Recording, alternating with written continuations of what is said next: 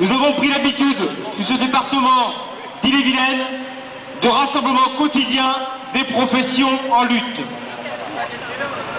N'en déplaise à certains, aujourd'hui encore, et devant le Parlement de Bretagne, c'est bien de lutte et de convergence de lutte dont nous sommes tous ici porteurs.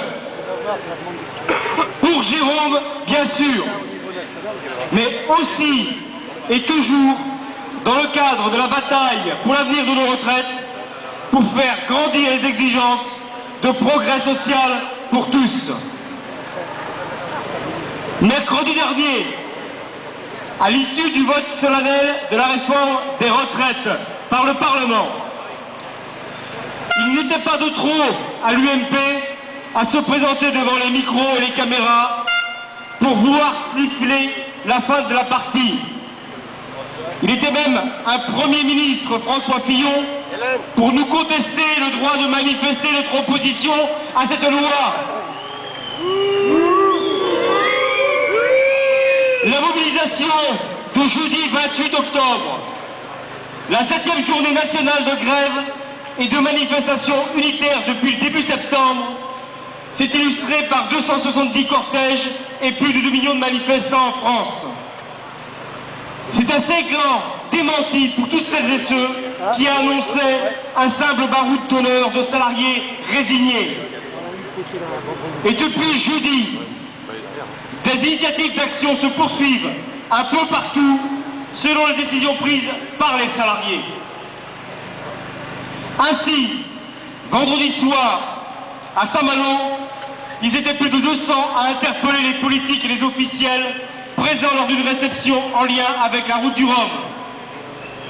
Dimanche, pour la 4e fois consécutive, ils étaient plusieurs dizaines de syndiqués, d'élus, de citoyens rassemblés devant le magasin Intermarché à la Mézières près de Rennes pour s'opposer à l'ouverture des magasins le dimanche. Lundi, jour de Toussaint, près d'une centaine de personnes, organisations syndicales et élus se sont opposés à l'ouverture d'une grande enseigne dans le centre de ville de Rennes. La direction de ce magasin a préféré employer la force en guise de réponse. C'est inacceptable.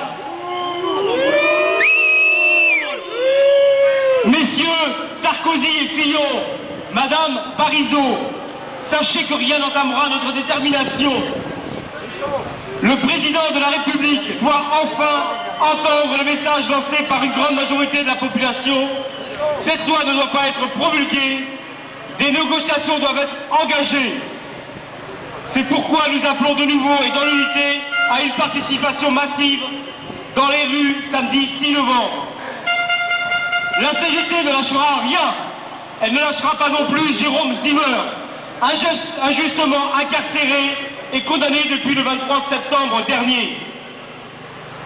La situation faite à Jérôme crée une indignation grandissante un peu partout autour de nous. En témoignent les signatures massives de la pétition qui est à disposition et que nous allons remettre tout à l'heure à son avocat.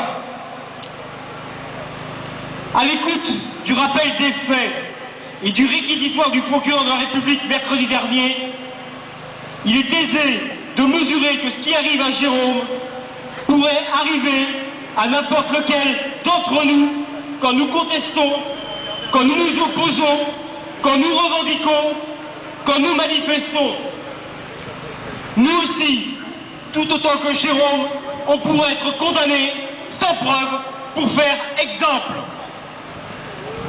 Nous ne pouvons tolérer la répression, les menaces, les intimidations, les sanctions qui se développent devant les tribunaux et dans les professions.